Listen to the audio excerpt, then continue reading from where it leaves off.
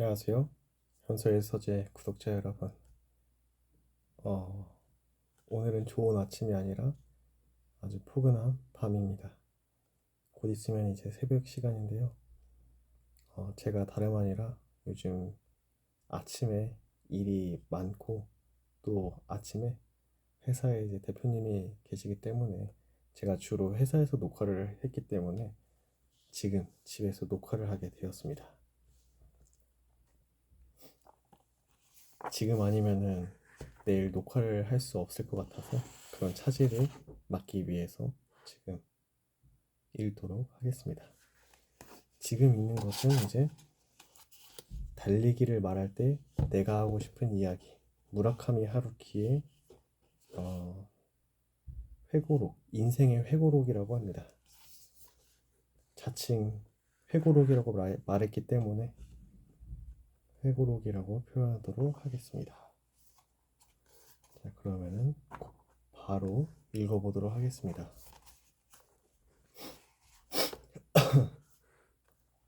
제가 오디오 품질 상태를 확인을 못하고서 녹화를 하게 되었는데 어떤 영상이 나올지 제가 편집을 할 수 있는 시간까지는 존재하지 않아서 바로 이제 업로드를 되게 될 점 양해 부탁드립니다. 제1장 2005년 8월 5일 하와이주 카우아이 섬. 누가 믹 제거를 비웃을 수 있겠는가? 오늘은 2005년 8월 5일 금요일 하와이의 카우아이 섬 북녘 해안. 날씨는 기가 막힐 정도로 말끔하게 개어 있다.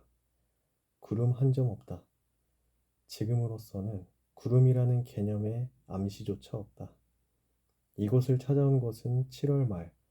늘 그랬던 것처럼 여기서 콘도를 빌려 아침나절에 선선할 때에 책상에 앉아 일을 한다. 예를 들면 지금은 이 글을 쓰고 있다.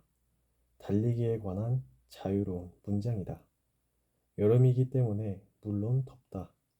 하와이는 흔히 사계절 내내 여름뿐인 상하의 섬이라고 하지만 어쨌든 북반구에 위치하고 있어 사계절이 갖추어진 셈이다.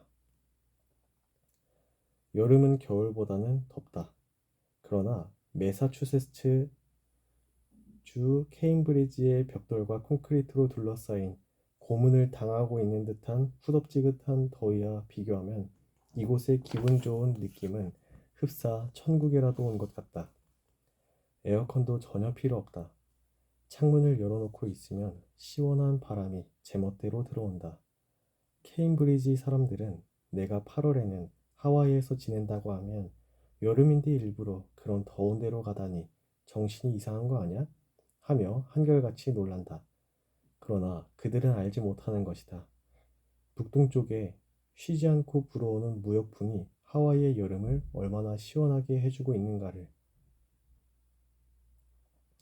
아보카도의 시원한 나무 그늘에서 편안한 마음으로 독서를 하거나 문득 생각이 날 때면 그대로 남태평양의 후미진 해변으로 수영을 하러 갈 수 있는 생활이 사람을 얼마나 행복한 기분으로 가득 차게 해주는지를 그들은 알지 못하는 것이다.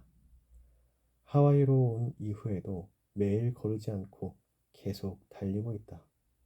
부득이한 경우를 제외하고는 하루도 쉬지 않고 달리는 생활을 다시 시작한 지 이제 곧 2달 반이 된다.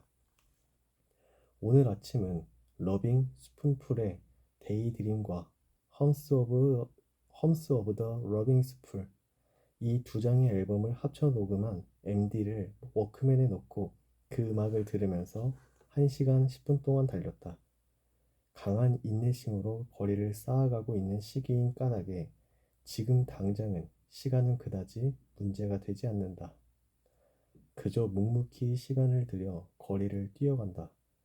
빨리 달리고 싶다고 느껴지면 나름대로 스피드도 올리지만 설령 속도를 올린다 해도 그 달리는 시간을 짧게 해서 몸이 기분 좋은 상태 그대로 내일까지 유지되도록 힘쓴다. 장편 소설을 쓰고 있을 때와 똑같은 요령이다. 더 쓸만하다고 생각될 때 과감하게 펜을 놓는다. 그렇게 하면 다음날 지피를 시작할 때 편해진다. 어네스트 헤밍웨이도 아마 비슷한 이야기를 썼던 것으로 기억하고 있다. 계속하는 것, 리듬을 단절하지 않는 것, 장기적인 작업을 하는 데에는 그것이 중요하다. 일단 리듬이 설정되어지기만 하면 그 뒤는 어떻게든 풀려나간다. 그러나 탄력을 받은 바퀴가 일정한 속도로 확실하게 돌아가기 시작할 때까지는 계속 가속하는 힘을 멈추지 말아야 한다는 것은 아무리 주의를 기울인다고 해도 지나치지 않다. 오늘은 달리고 있을 때 잠시 비가 내렸지만 아주 적당히 몸을 식혀줄 정도의 비였다. 두꺼운 구름이 바다 저쪽에서 몰려와 머리 위를 감싸고 가느다란 빗줄기를 한동안 뿌리더니 아, 급한 일이 있어서 이만 하는 그런 모습으로 뒤도 돌아보지 않고 그대로 어딘가로 가버린다. 그리고 또 항상 그랬듯이 유보 없는 태양이 가차없이 대지에 쨍쨍 내리쬐다. 뻔히 예측하기 쉬운 기후라고 하겠다. 이곳 기후는 그렇게 난해한 점이나 아리송한 점은 보이지 않고 비유도 없고 상징도 없을 만큼 단순, 명료하다. 달리는 도중에 몇 사람인가 조깅하는 사람과 마주쳤다. 남녀의 수는 대체로 비슷하다. 대지를 박차고 바람을 가르며 달려가는 힘찬 러너는 등 뒤에서 한 무리의 밤도둑에게 쫓기고 있는 것처럼 보인다. 한편 눈을 반쯤 뜨고 헉, 헉 하고 크게 숨을 쉬며 어깨를 축 늘어뜨리고 마치 까무러칠 듯 고통스러운 표정으로 달리는 살찐 러너도 있다. 일주일 전에 당뇨 검사를 받고 주치의로부터 매일매일 운동을 하라고 강력한 권고를 받았는지도 모른다. 나는 그 중간쯤이라고 하면 맞을 것 같다. 러빙 스푼폴은 음악은 언제나 들어도 멋있다. 필요 이상으로 자기를 과장해서 크게 보여주려고 하지 않는 음악이다. 마음을 화나게 하는 그런 음악에 귀를 기울이고 있으면 1960년대 중반에 내게 일어났던 여러 가지 일들의 기억이 조금씩 눈을 뜨기 시작한다. 어느 것 하나 대단한 일은 아니다. 만약 내 전기 영화가 만들어진다면 편집 단계에서 전부 꺼트려 버릴 정도의 일들이다. 이 에피소드는 없어도 괜찮을 것 같은데 뭐 나쁘지는 않지만 너무 흔해 빠진 거잖아 라고 할 정도의 아주 사소한 일들이니까 어디서나 누구에게나 일어날 법한 그런 흔한 일들인 것이다. 그렇지만 나에게 있어서는 그 나름의 의미를 지닌 잊을 수 없는 추억들이다. 이런저런 일들을 떠올리면서 나는 나도 모르게 미소를 짓거나 약간 찌푸린 표정을 짓고 있는지도 모른다. 그리고 나는 그런 여러 가지 흔해 빠진 일들이 쌓여서 지금 여기에 있다. 카우아이의 북녘 해안에. 인생에 대해 생각해보면 때때로 나 자신이 해변에 밀려온 한낱 나무 토막에 지나지 않는 듯한 느낌이 들기도 한다. 등대 쪽에서 불어오는 무역풍이 유칼리 나무를 머리 위에서 산들산들 부드럽게 흔들어댄다. 올해 5월 말 매사추세츠주 케임브리지에서 지내게 되면서부터 달리는 일이 다시 매일의 생활의 하나의 중심축이 되었다. 꽤 착실하게 달리고 있다. 내가 착실하게 달린다고 하는 말은 구체적인 숫자를 들어서 말한다면 일주일에 60km를 달리는 것을 의미한다. 그러니까 일주일에 6일, 하루에 10km를 달린다는 것이다. 사실은 일주일에 7, 매일 10km를 달리면 좋겠지만 비가 오는 날도 있고 일이 바빠서 시간을 낼 수 없는 날도 있다. 오늘은 피곤하니까 달리고 싶지 않은 날도 있기 마련이다. 그래서 미리 일주일에 하루쯤은 쉬는 날을 정해놓는 것이다. 그러니까 일주일에 60km, 한 달에 대충 260km라는 숫자가 나에게는 착실하게 달린다고 하는 일단의 기준으로 정할 수 있다. 6월에는 그 계산대로 딱 260km를 달렸다. 7월에는 또 거리를 늘려서 310km를 달렸다. 매일 딱 10km, 일주일 내내 하루도 쉬지 않고 달린 결과다. 물론 매일매일 정확하게 10km를 달렸다는 것은 아니고 어제는 15km를 달리고 오늘은 5km밖에 달리지 않는 날도 있다. 평균에서 하루에 10km라는 말이다. 이건 나로서는 꽤 진지하게 달렸다고 하는 기준이 된다. 하와이에 온 이후에도 하루 10km라는 이 페이스를 유지하고 있다. 이만큼 쉬지 않고 계속해서 일정한 거리를 달리는 것은 무척 오랜만의 일이다. 뉴 잉글랜드의 여름은 그것을 체험한 적이 없는 사람이 상상하는 것보다 훨씬 혹독하다. 시원하고 산뜻한 날도 있지만 참기 어려울 만큼 덥고 불쾌한 날이 돌아온다. 바람이 불 때는 그런대로 괜찮다. 그러나 일단 바람이 멈추고 나면 바다에서 불어오는 안개 같은 습기가 축축한 얇은 천이 되어 몸에 들러붙는다.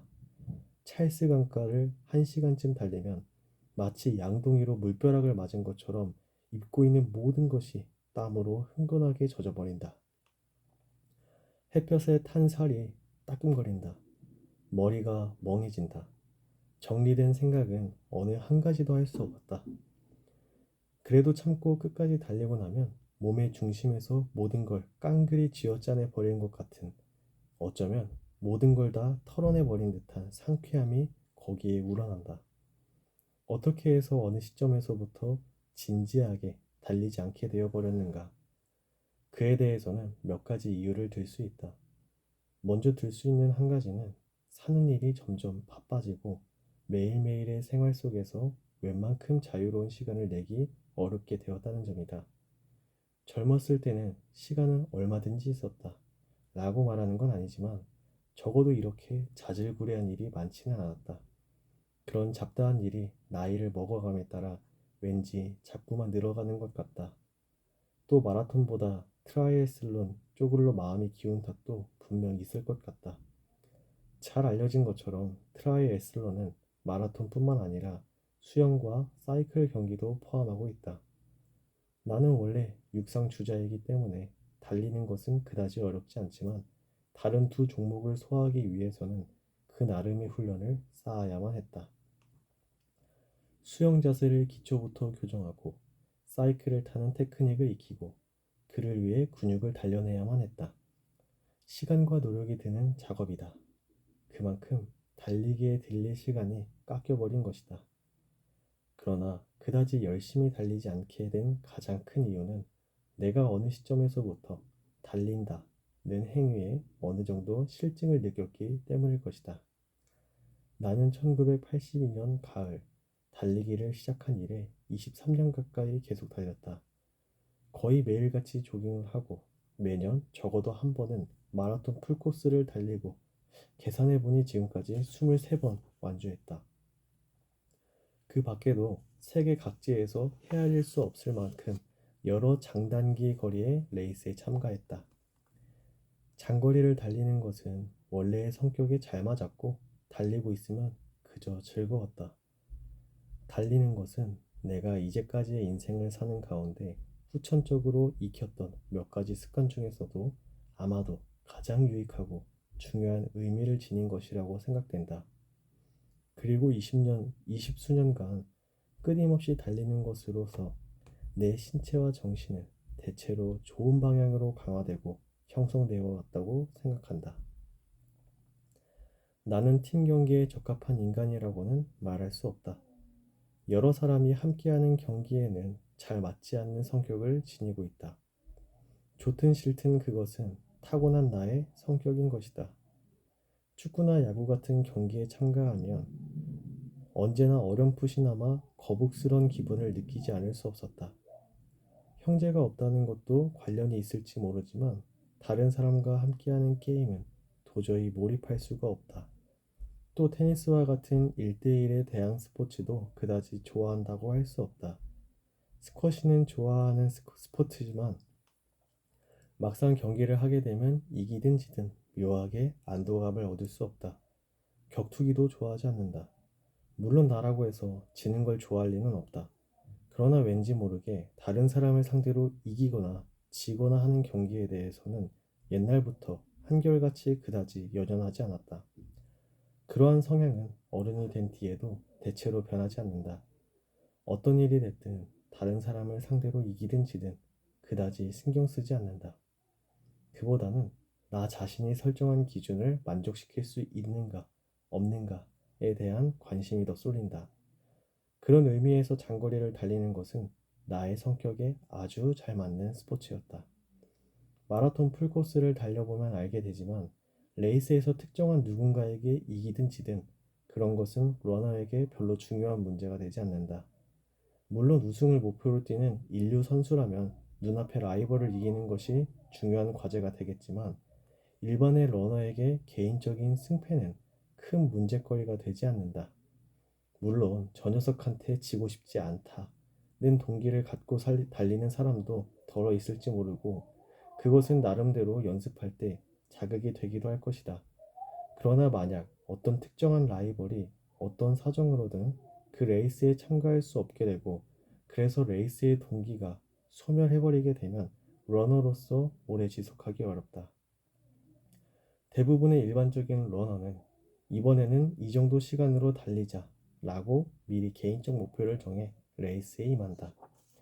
그 시간 안에 달릴 수 있다면 그 또는 그녀는 뭔가를 달성했다고 할 수 있으며 만약 그 목표치에 도달하지 못하면 뭔가를 달성하지 못했다 라는 것이 된다.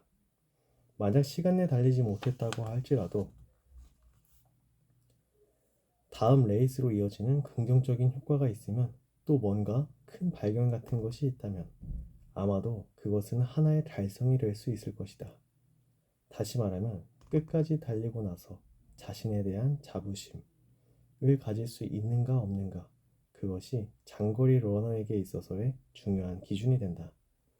똑같은 경우를 일에 대해서도 적용할 수 있다. 소설가라는 직업에 적어도 나의 경우라는 전제하에 하는 말이지만 이기고 지고 하는 일이란 없다.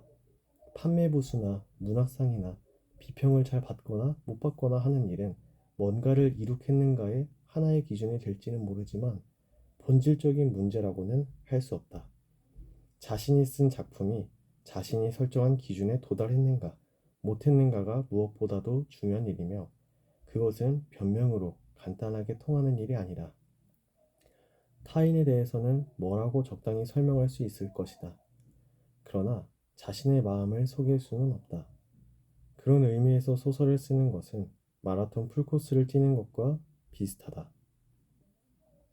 기본적인 원칙을 말한다면 창작자에게 있어 그 동기는 자신 안에 조용히 확실하게 존재하는 것으로서 외부에서 어떤 형태나 기준을 찾아야 할 일은 아니다. 달린다는 것은 나에게 있어 유익한 운동인 동시에 유효한 메타포이기도 하다. 나는 매일매일 달리면서 또는 마라톤 경기를 거듭하면서 목표 달성의 기준치를 조금씩 높여가며 그것을 달성하는 데 따라 나 자신의 향상을 도모해 나갔다.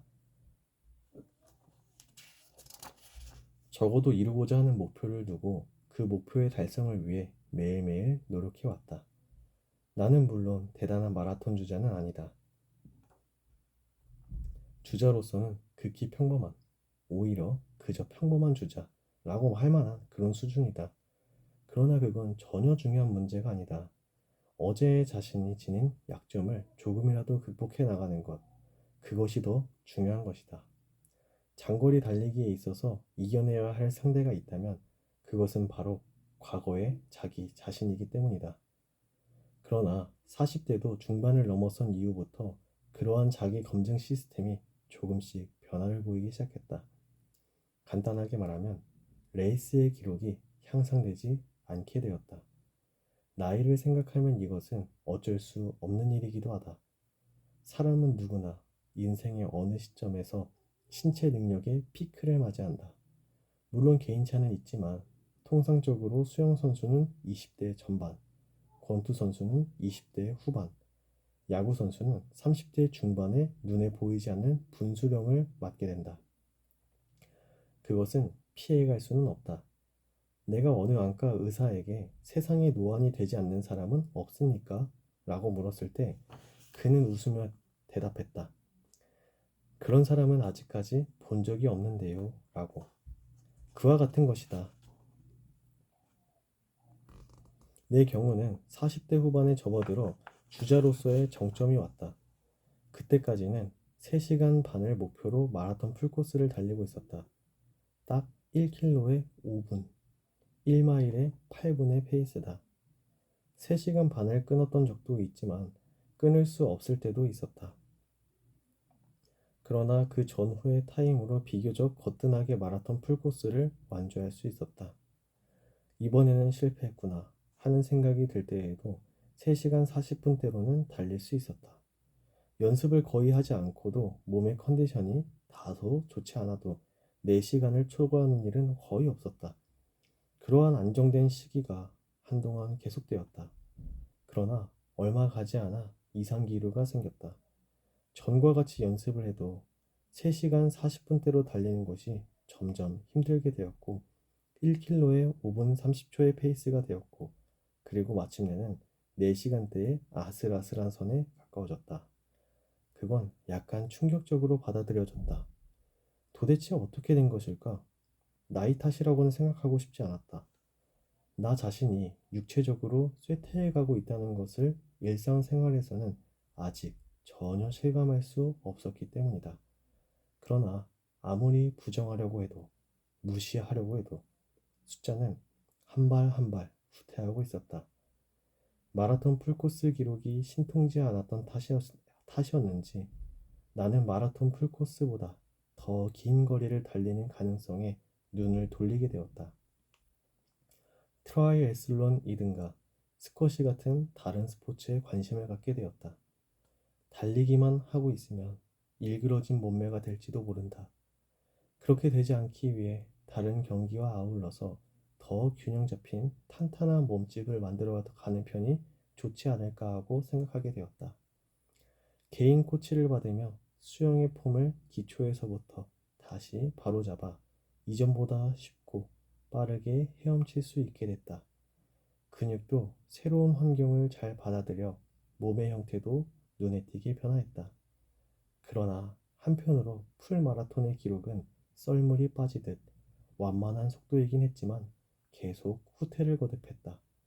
달리는 일이 이전처럼 무조건 즐겁다는 생각도 들지 않게 되었다. 나와 달리는 일 사이에는 그처럼 서서히 권태가 찾아오고 있었다. 거기에는 지불한 만큼의 노력이 제대로 보상받지 못한다는 실망감이 있었고 열려 있어야 할 문이 어느 사이에 닫혀버린 듯한 폐쇄감이 있었다. 그것을 나는 러너스 블루, 주자의 우울이라고 이름을 붙였다. 어떤 종류의 불레였던가에 대해서는 뒤에 자세히 말하고자 한다. 그러나 10년 만에 케임브리지의 거리로 돌아와서 다시 찰스강을 눈앞에 마주했을 때 달리고 싶은데 하는 마음이 어디선지 모르게 되살아났다.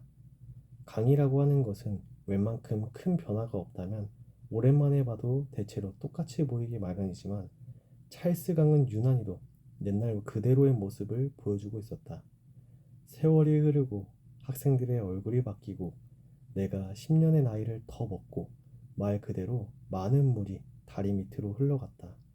그러나 그럼에도 불구하고 강 그 자체는 거의 조금도 변한 것이 없이 예전 모습을 그대로 지니고 있었다. 도도히 흐르는 강물이 보스턴만을 향해 소리도 없이 앞으로 앞으로 나아가고 있다. 물줄기는 강변을 적시고 푸른 여름 초목을 무성하게 하고 물새들을 키우며 오래된 돌다리 밑으로 빠져나가 여름 하늘에 구른 모습을 물 위에 띄우고 딱히 서둘러 급한 걸음을 재촉하는 것 같지도 않고 그렇다고 쉬어가는 여유도 보이지 않고 여러 검증 과정을 거쳐오며 굳어진 흔들리지 않는 확고한 관념이라도 지닌 듯 그저 묵묵히 바다로 향해 간다. 일본에서 가져온 짐을 정리하고 여러 가지 사무적인 수속을 마치고 일단 거기에 생활의 터전을 꾸려놓게 되자 나는 다시 열심히 달리기 시작하고 있었다. 이른 아침에 차가운 공기를 가슴으로 들이마시며 오랫동안 달려 익숙해진 지면을 박차고 달리는 기쁨이 생활 속에서 다시 되살아났다. 운동화 소리와 호흡 소리와 심장의 고동이 뒤엉켜 독특한 폴리리듬을 만들어 나간다.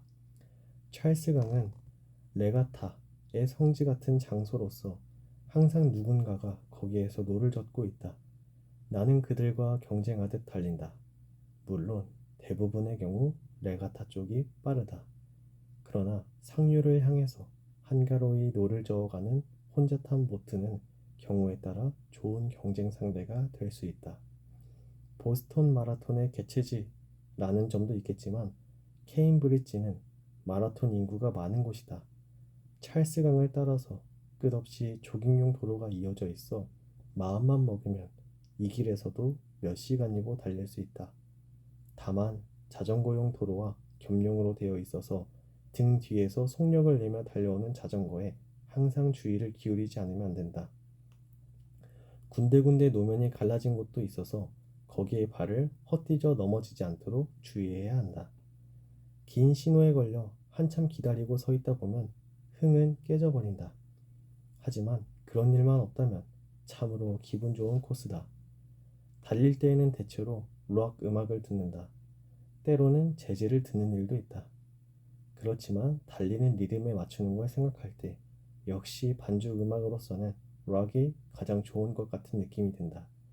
레드핫 칠리 페퍼스나 고릴라즈라든가 제프 백이라든가 또는 크리던스 클리어워터 리바이벌 비치 보이스 같은 오래된 음악, 되도록 심플한 리듬의 음악이 좋다.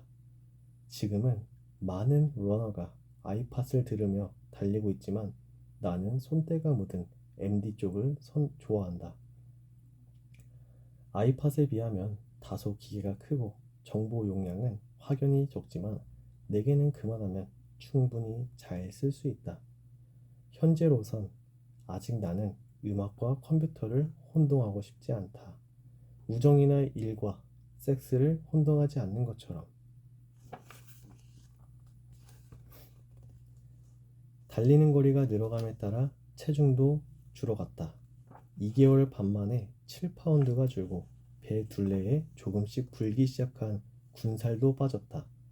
7파운드라고 하면 3kg 정도 된다. 정육점에 가서 3kg의 고기를 사서 손에 들고 집까지 걸어 돌아오는 걸 상상해 보길 바란다. 아마도 그 무게를 실감할 수 있을 것이다. 그만큼 무게를 몸에 붙이고 살아왔구나 하고 생각하면 꽤 복잡한 기분이 든다.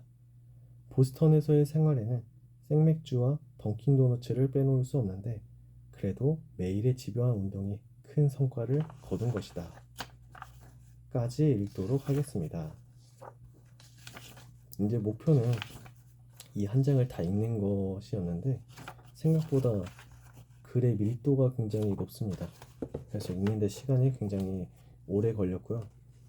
또 이제 잔잔하게 한 사람의 이야기를 거실에 앉아서 듣는 기분이 들어서 저도 마음 편하게 읽게 되었습니다.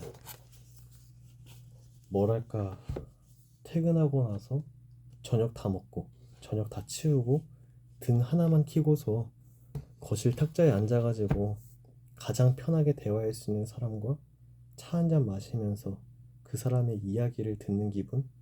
그런 느낌이 좀 강합니다. 앞에는 반쯤 남은 커피와 약간 온기가 남아있는 그런 컵. 그렇게 그냥 서로 바라보면서 그냥 하루에 있었던 일, 지난번에 있었던 일, 또 앞으로 어떻게 할지 잔잔하게 이야기하는 기분 같아요. 마라톤을 제가 해본 적은 없지만 저도 오래 달리는 것은 굉장히 좋아하는 편입니다. 그냥 달리고 있다 보면은 생각이 엄청 많아지다가 어느 순간에는 그 생각이 정리가 되고 정리가 되면은 더 기분 좋게 달리다가 곧바로 저의 일에 다시 집중할 수 있는 그런 일이 굉장히 많았습니다. 여러분도 가끔 생각이 복잡하거나 그냥 좋은 곳에 가게 되면 무작정 뛰어보세요. 물론 신발이 좋아야 됩니다. 그래서 신발은 편한 신발을 신는 걸 추천합니다. 졸리다 보니까 의식의 흐름대로 말해봤고요. 뛸 때에는 좋은 신발로 뛰는 게 진짜 좋습니다. 네. 괜히 런닝화가 있는 게 아닙니다. 네, 저도 이 얘기를 들으니까 뭔가 달리고 싶은 욕구가 들지만 오늘은 또 자야지 내일 일할 수 있기 때문에 여기까지 읽도록 하고 마치도록 하겠습니다. 내일 기회가 돼서 아침에 녹화를 하게 된다면은 또 녹화를 하고, 만약 그러지 못한다면은 이 영상 하나만 올리도록 하겠습니다. 네, 좋은 밤 되시고요. 좋은 밤을 보내고 있다면 또 편안하게 좋은 꿈을 계속해서 꿀 수 있길 바랍니다. 그럼 저도 이만 자보도록 할게요. 내일 봅시다. 오늘은 내일 봅시다.